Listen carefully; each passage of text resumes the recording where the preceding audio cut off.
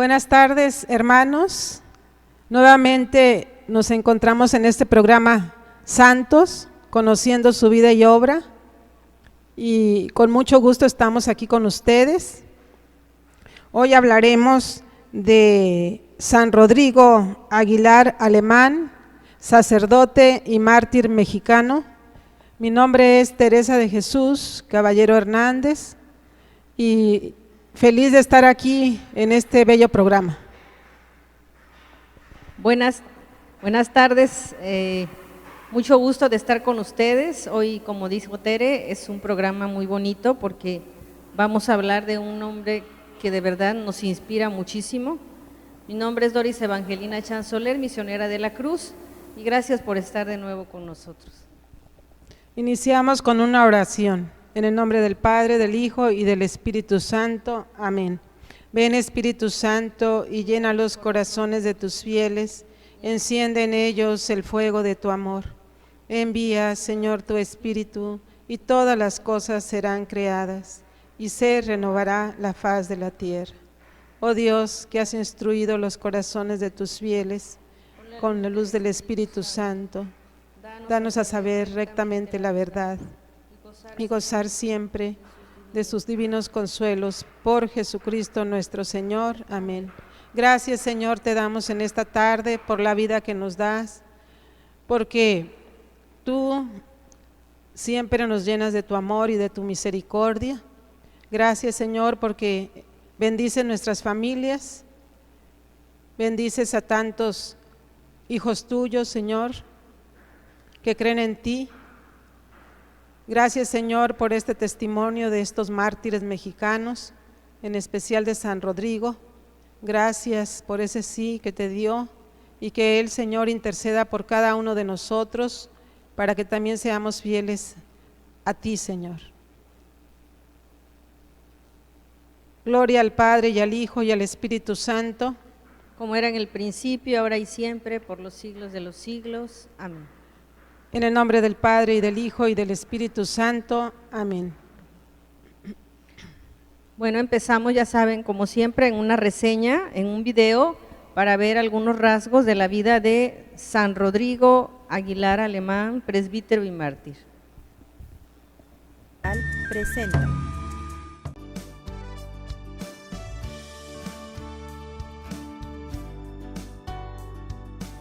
Hoy celebramos a San Rodrigo Aguilar Alemán, nativo de Sayula, Jalisco, México. Ingresó en el Seminario Auxiliar de Ciudad Guzmán, Jalisco.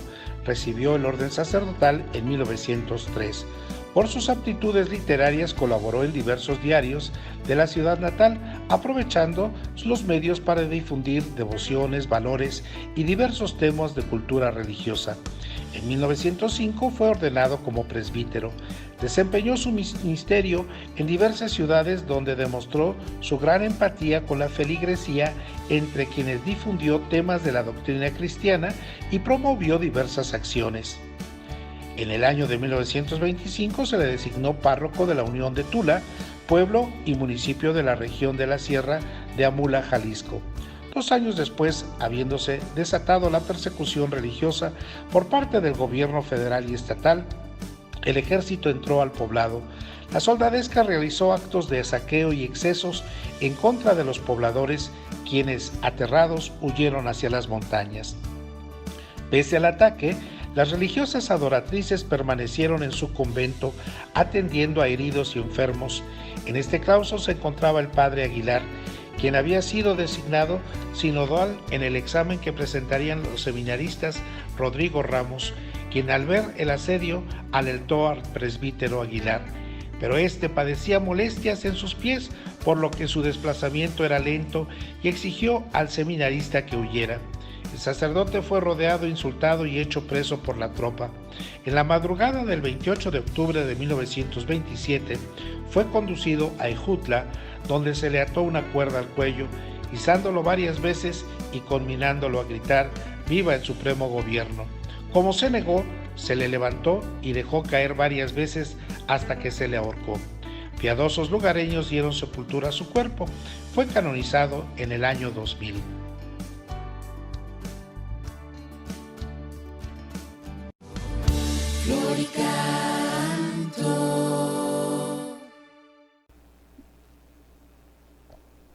Biografía de San Rodrigo Aguilar Alemán, sacerdote, mártir mexicano. Nació en Sayula, Jalisco, diócesis de Ciudad Guzmán, el 13 de marzo de 1875. Sus padres fueron Buenaventura Aguilar y Petra Alemán, quienes lo bautizaron 2 días después de su nacimiento. Sus padres eran muy piadosos.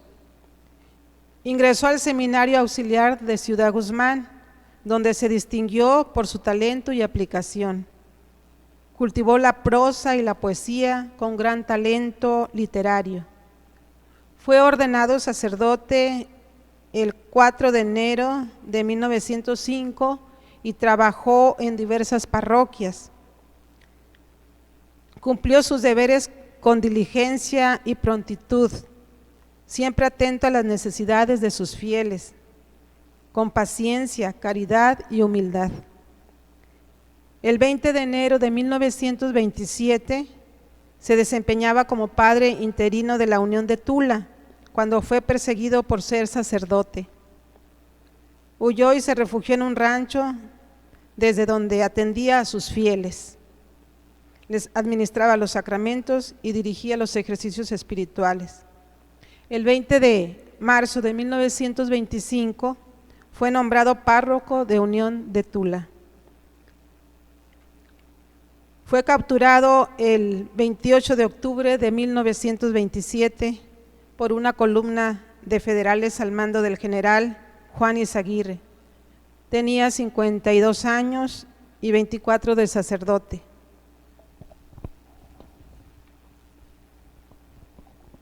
Sus restos fueron trasladados al templo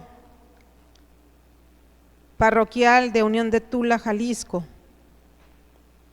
Fue beatificado el 22 de noviembre de 1992 y canonizado por el Papa San Juan Pablo II el 21 de mayo del 2000. Murió siendo mártir. Bueno, hermanos, pues escuchamos, ¿verdad?, esta vida inspiradora del padre Rodrigo Alemán,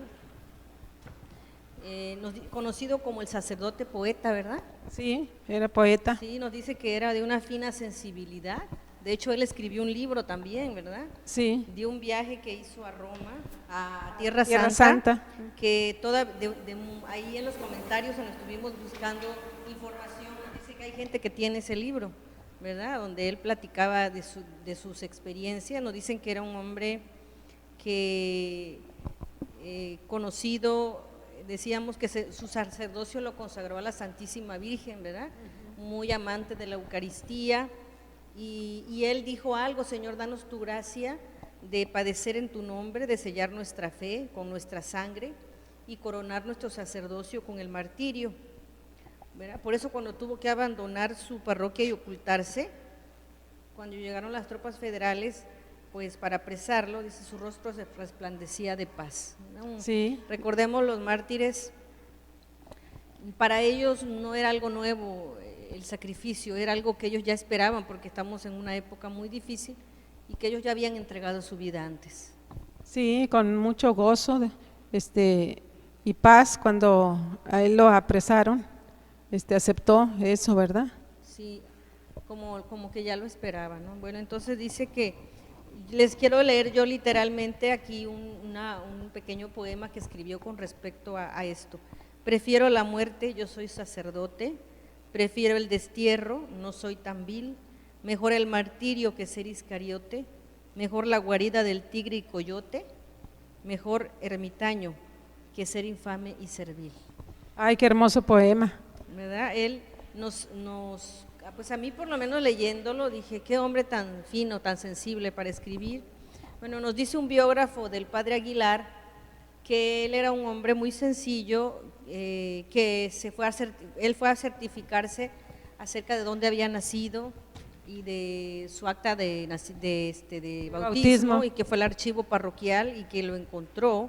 Por eso es fidedigna, ¿no?, la fecha y quiénes fueron sus padres, que ya Tere los mencionó, Buenaventura Aguilar y Petra Alemán. Entonces nos dice que eran padres muy sencillos, muy humildes, ¿verdad?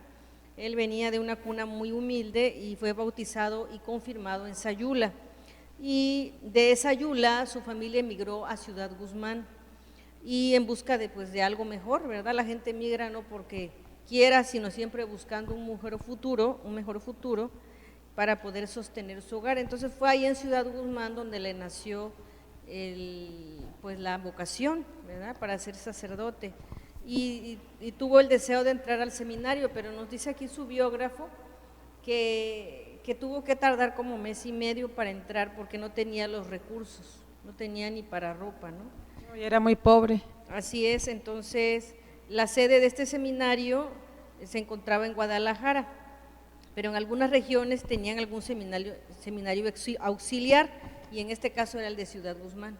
El Ciudad Guzmán fue un seminario auxiliar, y entonces le faltaba lo esencial, tuvo que esperarse para poder conseguir lo indispensable. En el seminario nos dice que se distinguió, ¿verdad?, por ser un hombre muy estudioso, un hombre con talento literario. Nos dice que cultivaba la prosa, la rima, ¿verdad? Y yo estaba viendo un video de unos testimonios de unos viejitos que lo conocieron, que dice que se quedaba mirando allá para el horizonte y que al rato se ponía a escribir, ¿verdad?, que escribía mucho, le venía la inspiración, ¿no? Entonces, y sus temas principales pues era el Santísimo Sacramento, era la Virgen de Guadalupe, la cultura cristiana, el sacerdocio, y también escribía sobre los acontecimientos de la parroquia. Entonces nos dice que terminó sus estudios en Guadalajara, y ya, bueno, Tere ya nos dijo que fue ordenado en 1905, o sea, fue un hombre muy estudioso que realmente se dedicó a escribir y a orar y a amar al Santísimo, a amar a Dios, ¿verdad?, en medio de todo. Sí, siempre estaba ante el sagrario haciendo oración, siempre buscaba hacer la oración frente al Santísimo Sacramento. Sí, bueno, nos dicen también que en la parroquia también donde misionó y bautizó a muchos huicholes, ¿verdad? Él le tocó trabajar con indígenas. Sí, trabajó con esos indígenas donde tú y yo trabajamos también, trabajamos Sí, con indígenas es huicholes cierto. nosotros en la sierra de Nayarit. Tuvimos esa oportunidad, ejerció su sacerdocio en varios lugares, Lagos de Moreno, Atotonilco el Alto, Cocula y Sayula. Entonces, bueno, recordemos que ese tiempo del padre Rodrigo, pues eran tiempos de persecución religiosa. Acordémonos que después de esta revuelta de las luchas, ¿verdad?, entre las diferentes facciones, totalmente anticlericales se volvieron la persecución, y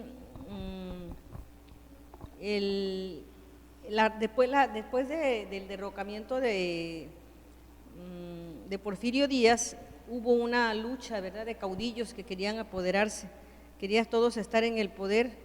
¿Qué fue lo que pasó en México? Pues mucha miseria, mucha muerte, y dice, pasó a ser párroco de Zapotitlic, Jalisco, en julio de 1923. Ahí, en ese tiempo, ¿verdad?, en ese ambiente, ¿verdad?, pues de guerra, de guerrillas, estableció círculos de estudio y promoción, ¿verdad? Escribió un piadoso libro, bueno, el libro de su viaje a Tierra Santa, que nos platica, ¿verdad?, también viendo un testimonio de gente que lo conoció, que dice que le gustaba mucho platicar sus impresiones, siempre estaba platicando. Les voy a platicar cuando fui a Tierra Santa, ¿verdad? Pues imagínate, eso era un privilegio de pocos. Sabemos, ya lo hemos dicho, que viajar en ese tiempo pues no era cualquier cosa, ¿verdad? Eran meses, 3 meses de ida y 3 de venida, y casi todo el año viajando, ¿no? Era mucho sacrificio viajar en barco. Muy bien, entonces sabemos que era una época de anticlericalismo basado en la Constitución de 1917. ¿Qué fue lo que pasó ahí? Bueno, un poquito platicar del ambiente. En ese ambiente se prohibía a la iglesia establecer escuelas primarias, se le quitó al derecho a realizar actos fuera de los templos, poseer bienes, se prohíbe la existencia de órdenes religiosas y se somete a la iglesia a la autoridad civil. Entonces es un espíritu totalmente anticatólico que se iría reafirmando teniendo manifestaciones al mismo tiempo que se engendraba un agudo anticlericalismo, repercutiendo principalmente en las ciudades del centro de México, que era donde más había pues religiosidad, ¿verdad? Y más cristeros también. Sí, entonces fue una lucha muy terrible. Estamos hablando del centro y occidente de México, ahí donde más hubo mártires, ¿verdad? Sí. Entonces, bueno, vemos entonces cómo en medio de toda esta persecución, pues el padre Rodrigo le tocó vivir. Sí, también tenía que andar de un lugar a otro, ¿verdad? Escondiéndose, porque si no lo iban a matar. Sí, nos platican de que, bueno, en 1918 el gobernador de Jalisco, Manuel Buquet, publicó el decreto de 1919 del Congreso Estatal donde se reglamentaba el número de sacerdotes. Eso ya lo hemos visto, que el gobierno decía, nosotros le vamos a decir cuántos sacerdotes pueden ejercer y cuántos no, y con permiso, ¿verdad? Entonces, que se tenían que inscribir, pues fue una protesta general en un pueblo tan piadoso, ¿verdad? La iglesia se mostró su potencial espiritual, se organizó, se revirtió, porque dice que hubo una lucha cuando hubo esta ley, y que la gente, los laicos se organizaron y fue una lucha compacta, como si fuera una sola persona, o sea, se organizaron de verdad, y el gobierno tuvo que ceder por las vías legales y se restableció la justicia. Estamos hablando de 1919, y el gobierno abolió el decreto persecutorio, pero en eso viene Plutarco Elías Calles, que ahí fue donde de plano se arrecia más la ley. Se arrecia más y los ataques a la iglesia fueron más duros, ¿no? Entonces, bajo estas circunstancias, pues el padre Rodrigo fue nombrado párroco interino en Unión de Tula, ¿verdad? Ahí estuvo en Unión de Tula. Sí, fue párroco interino primero y luego ya después que muere el párroco, lo hacen, lo hacen párroco, ¿verdad? El obispo. Ah, muy bien. Entonces ahí donde fue, dice, su gran devoción a la misa, su gran amor a la Eucaristía, ¿verdad? La gente que platica que lo conoció, le hacía acudir varias veces al Santísimo, durante el día su meditación, frente al sagrario que ya habíamos comentado. Sí, bueno. Y yo tengo aquí de la devoción a Mariana, ¿verdad? Él decía, todo lo debo a la Santísima Virgen de Guadalupe, a quien en día feliz tuve la dicha de consagrarle mi sacerdocio. Creo que ya comentabas también de eso. Bajo la luz de su mirada pasé mis estudios, mi clericado, mi cantamisa, y fui a rendirle mi corazón al Tepeyac. Ah, qué hermoso. Sí, entonces el padre era muy devoto de nuestra Madre de Guadalupe, pues quién no, ¿verdad? Todos los mexicanos amamos a nuestra morenita del Tepeyac. Sí, nos platica la gente que él físicamente era un hombre grande, fornido, ¿verdad? Dice que de estatura regular, más bien grueso que delgado. Dice, y era un hombre muy alegre. Fíjense, hermanos, los santos. Vamos a pedirle la alegría, ¿verdad? La alegría, sí, dice que era pura risa, y más, dice, si tocaba mandolina y escribía poesía, en Unión de Tula desempeñó un trabajo enorme en bien de las gentes, tanto en el campo cultural, porque había un colegio, dice, se preocupaba mucho porque la gente se formara, ¿verdad? Él, cuando las tropas quisieron cerrar el colegio, nos dice su biógrafo que él luchó mucho para que esto no se hiciera, ¿verdad? Para que se pudiera permanecer esa institución. Entonces, él luchó mucho, y en otro lugar, aunque sea a escondidas, pero él veló mucho por la cultura y también el amor al sacramento. Entonces, dice como Nuestra Señora del Rosario, que también le tenía mucho amor, ¿verdad? Muy querido en esta parroquia. Pues vemos cómo era un hombre defensor de la fe. Nos platican que él también hubiera podido refugiarse, ¿verdad? Porque el obispo les dijo, los que quieran venir a refugiarse aquí en la curia tenemos lugar, pero los que quieran continuar con su gente. ¿En su parroquia? Y él fue de los que dijo, yo me quedo con mi gente. Sí, qué amor, ¿verdad? A esa encomienda que Dios le había dado en la parroquia, y de estar con los feligreses. Entonces fue un testimonio para toda la gente que vivía Así ahí. es. Muy bien, entonces decíamos que veló mucho por la cultura y cuando el señor cura, el 20 de enero de 1927, en plena persecución, el señor cura huyó de Unión de Tula disfrazado de charro, ¿verdad? Fíjense lo que tenían que hacer ellos por ser, dice, pero ¿por qué tenía que andarlo siguiendo? Bueno, por el hecho de ser sacerdote, solamente porque él no era delincuente, ¿qué había hecho? Nomás porque era sacerdote, eso era. Entonces, días atrás ya habían querido aprenderlo, ¿verdad? Pero se refugia en una cabaña entre Unión de Tula y Ejutla, nos dice, lo denuncia el dueño de este lugar y tiene que irse a Ejutla y se refugia donde se refugia en el colegio de San Ignacio, ¿verdad? Sí. Con las religiosas, Sí, unas religiosas adoratrices que actualmente ellas dan testimonio de él porque dicen que ahí pasó muchos meses y de ahí al martirio. y en ese convento también había un seminario clandestino, ¿verdad? Donde estaban, Así eran los seminarios ahí de estaban los seminaristas y ahí estaba el padre, también allí pues refugiado. ¿Ah? Y entonces ahí de repente llegaron, ¿verdad? Creo los federales. Sí, dice que ahí pasó, pues ahí daba misas, administraba los sacramentos, le daba la misa a las religiosas, la gente iba también, bueno, él huyó, pero con el fin de proteger a su rebaño, ¿verdad? Porque él no quería dejar de administrar sacramentos y estar con su gente. Bueno, entonces nos dicen que la religiosa nos platica que les gustaba mucho su misa, porque era muy sencillo su homilía, pero muy profunda y muy amena, ¿verdad? Las misas que él daba. Sí, sí, y ahí en Ejutla, ahí el pueblo donde él estaba ahí en oculto, ¿verdad? Por la persecución, ahí él moriría mártir, ¿verdad? Así es. En Ejutla.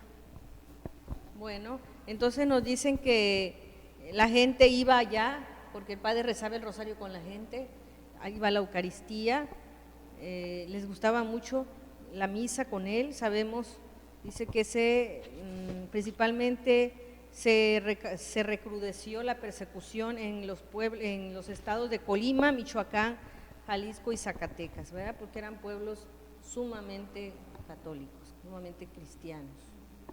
Entonces, nos dicen ahí viendo unos testimonios de personas ya mayores que estuvieron en ese tiempo, que se cerró el templo a las 6 de la tarde en Unión de Tula y que la gente lloraba. La gente estaba afuera y decía, no nos cierren el templo, nosotros queremos ir a estar con el Señor, ¿verdad? La gente lloraba mucho y los sacerdotes dijeron que era una orden. Yo me puse a pensar, ¿verdad?, en ese tiempo, pues una cosa es que nos lo cierren por una ley y otra como la de ahora que estamos confinados, que también es un dolor muy grande, aunque otras circunstancias, aunque no deja de ser doloroso, ¿verdad? Entonces, ¿por qué ahí se formó un cuartel agrarista, ¿verdad? Y pues ahí fue un lugar pues sagrado, lo hacen totalmente. Pues lo profanan, ¿verdad? Profanan, sí. los hacen caballerizas, ¿verdad? Para caballerizas, ¿no? Sí, terrible. Y Sí, también los imágenes las sacaban a las calles y las rompían, les prendían fuego. Una época muy dura. Bueno, pues platicaremos también sobre su apresamiento sí. y su muerte. Sí, el padre se encontraba en Ejutla, el pueblo donde moriría mártir, y esa región era continuamente castigada por la Federación por ser un pueblo arraigadamente católico, eran muy católicos ahí, y por ello mismo semillero de cristeros. Ahí surgían y nacían muchos cristeros a dar la vida por el Señor y por defender la fe, por nuestra nación. El 27 de octubre de 1927, una columna de 600 soldados federales, eran muchísimos, y estos federales pues ya sabemos que eran callistas, al mando del general Juan Izaguirre, y otra partida agrarista al mando de Donato, invadió el pueblo como a las 11 de la mañana y lo saquearon. La gente huyó a las montañas vecinas dejando casas y posesiones, salieron huyendo para defender su vida y se refugiaron en barrancas y cuevas. Lograron aprender a muchos de los que huían y un grupo de soldados avanzó directamente al convento de las adoratrices, cuya superior estaba gravemente enferma. En aquel convento funcionaba una especie de seminario auxiliar clandestino, como ya comentaba. Por ello se explica la presencia de sacerdotes y seminaristas en él. Los jóvenes seminaristas lograron escapar brincando ventanas y saltando la tapia posterior del viejo convento, donde se encontraba y donde estaba el padre Rodrigo Aguilar. Precisamente el señor cura Rodrigo estaba en el convento. El padre Rodrigo entró a su cuarto para sacar unos documentos y se entretuvo. El seminarista Garibay se quedó a esperarlo y en vistas que los soldados comenzaban a tirotear a los que huían, les pidió que se apresurasen. Finalmente, tomándolo por un brazo, puesto que se encontraba enfermo de los pies, lo hizo llegar al portero, pero los soldados lo cercaron y el padre le dijo a su ayudante: se me llegó la hora, ustedes váyanse. Y entonces los soldados, con lenguaje grosero, preguntaron quién era, a lo que el padre contestó: soy sacerdote, o sea, con mucha valentía. Lo injuriaron y lo aprendieron, o sea, lo trataron mal. Ya era decir que era sacerdote en ese tiempo, ya era firmar su sentencia de muerte. Sí, pero él, ¿verdad? Muy valiente. También aprendieron juntamente con él al seminarista Garibay y algunas religiosas que también huían. El padre Aguilar iba a ser conducido a distintos lugares de los demás prisioneros, por lo que con toda calma se despidió de las religiosas diciéndoles: nos veremos en el cielo, ¿verdad? Ya el padre estaba seguro que iba a ser mártir, ¿no? Recordemos, ¿verdad?, que dicen que los testimonios, que fue algo que les llegó mucho, esa actitud del padre, ¿verdad?, de paz, de tranquilidad. De tranquilidad. Como a las 5 de la tarde fue conducido al seminario y puesto en el pasillo con centinelas de vista. Los testigos presenciales vieron el gran gozo que manifestaba el padre Aguilar ante la cercanía de su encuentro con Dios. Lo insultaron y lo llevaron preso con el seminarista y algunas religiosas de aquel viejo convento. Encarcelado pasó el día en oración, o sea, él se puso a orar, como declaran los testigos. El heroico sacerdote continuaba tranquilo y casi toda la tarde y las horas de la noche que habían transcurrido las había pasado en oración, o sea que él se puso a orar, ¿verdad? Se puso a orar, me imagino, para que Dios le diera fuerzas, ¿verdad?, para entregar su vida. Me recuerdan el evangelio, si recuerdan a Pablo y Silas, ¿verdad?, que estaban encerrados y no se pusieron a lamentarse, sino a cantar himnos y alabar a Dios, ¿verdad? Es una actitud de mucha fe y de mucha confianza en el Señor. Lo ahorcaron en la plaza. Poco después de la madrugada del 28 de octubre de 1927, fue llevado a la plaza central de Jutla para ser ahorcado. El sacerdote continuaba tranquilo y en oración, a pesar de que ya sabía que se le acercaba el momento de dar la vida. Los soldados hicieron alto al pie de un grueso y alto árbol de mango, amarraron una soga sobre una de las ramas más gruesas e hicieron una lanza. El padre Rodrigo tomó en sus manos la soga con que lo iban a colgar, la bendijo y perdonó a todos y regaló su rosario a uno de los que lo iban a ejecutar. O sea, con mucha calma, ¿verdad? A la soga le echó la bendición el padrecito y también a los que lo iban a matar, a colgar allí de ese árbol, ¿verdad?, de mango, y o sea, dispuesto como nuestro Señor Jesucristo, ¿verdad? El ejemplo que tenemos de nuestro Señor, ¿verdad? A mí nadie me quita la vida, yo la doy, dijo Jesús, ¿verdad? Entonces el Padre también con esa valentía, ¿verdad?, ese amor a Jesús. Entonces, ¿qué hicieron los soldados? Le pusieron la soga al cuello y uno de ellos, para poner a prueba su fortaleza, le dijo altaneramente: ¿quién vive? Le habían dicho que no lo colgarían si gritaba: viva el supremo gobierno. Pero él contestó con voz firme: viva Cristo Rey y viva Santa María de Guadalupe. La soga fue tirada y quedó suspendido en el aire. Se le bajó y de nuevo se le volvió a preguntar: ¿quién vive? Y nuevamente, sin titubear, contestó: viva Cristo Rey y Santa María de Guadalupe. Se le subió y bajó de nuevo. ¿Quién vive? ¿Quién vive? Se le gritó otra vez con soez provocación: Cristo Rey y Santa María de Guadalupe, volvió a decir el padre. 3 veces le preguntaron y las 3 veces dijo: viva Santa María de Guadalupe, viva Cristo Rey. Recordemos, hermanos, lo que hemos dicho, que los soldados tenían todo el poder para ejecutarlo de la manera en que ellos quisieran, ¿verdad? Eso es algo bien triste, pero fue realidad, ¿verdad? De que ellos hasta jugaban con la vida de las personas, ¿no? Sí, se burlaban y todo también. Entonces, viva Santa María de Guadalupe y viva Cristo Rey, dijo arrastrando la lengua, agonizante. Lo levantaron con rabia, lo dejaron caer y en ese momento expiró.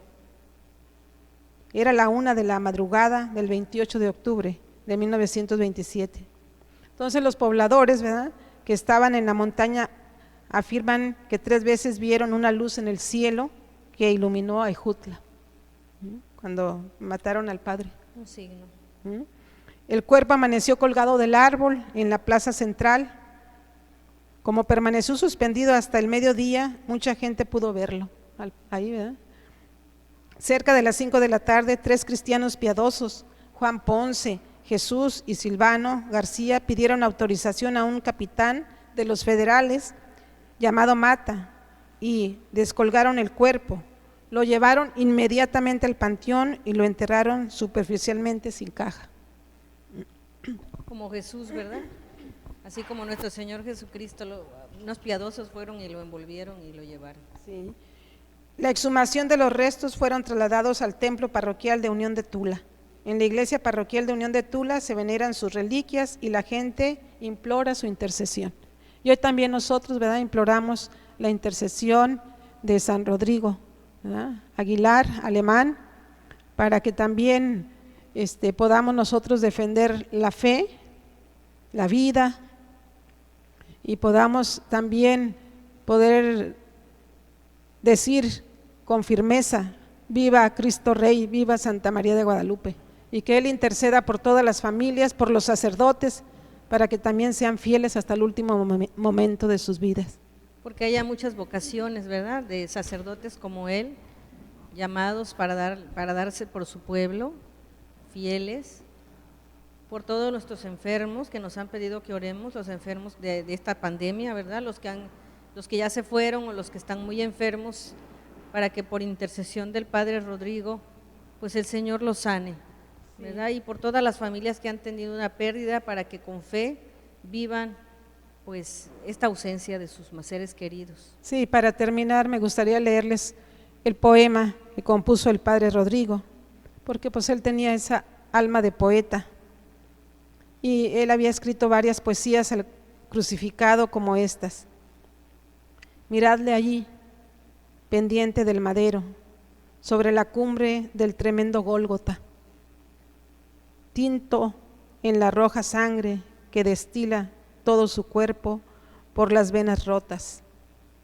Tórtola solitaria que suspiras del Gólgota en la cumbre tenebrosa, en medio del horror y del espanto que la naturaleza tremebunda ofrece a su mirada vigorosa, anegada en un mar de sinsabores y en un océano inmenso de tristeza.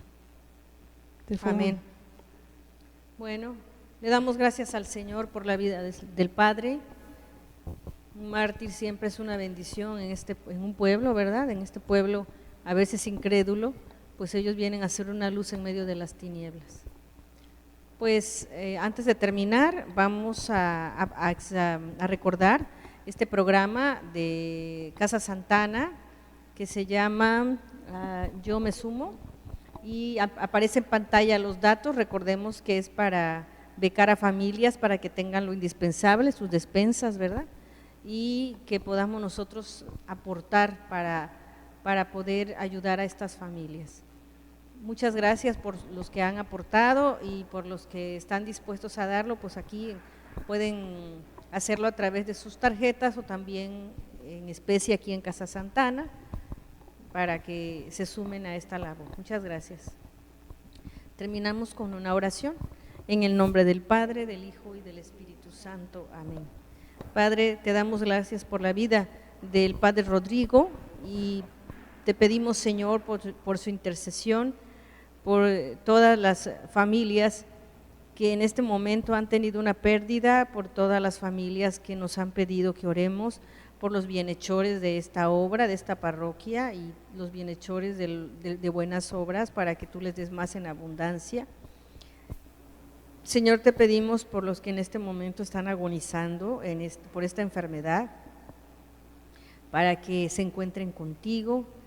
Señor, por la unión de todas las familias, para que en medio de esta pandemia, Señor, podamos comprender que solamente a ti te tenemos y no tenemos a nadie más, y que vale la pena, Señor, dar la vida por ti. Por intercesión de María Santísima, Madre, acompáñanos, enséñanos a ser como tú, obediente hasta la cruz. Te lo pedimos, Señor. Te lo pedimos, Señor. Terminamos con la oración que hacemos siempre, orando por los sacerdotes, revelada a Conchita Cabrera de Armida, para unirnos en favor de los sacerdotes para que sean santos y por muchas almas para que se salven. Padre Celestial, para la mayor gloria de tu santo nombre, te ofrecemos al Verbo encarnado que acabamos de recibir en su sacramento de amor, y en quien tienes todas tus complacencias, y nos ofrecemos en unión con él, por manos de María Inmaculada, por la santificación y multiplicación de tus sacerdotes, derrama en ellos tu divino espíritu, enamóralos de la cruz y haz muy fecundo su apostolado, así sea. Jesús, Salvador de los hombres, sálvalos, sálvalos. Con María todo, sin ella nada. Ánimo firme, viva la cruz. Hasta luego.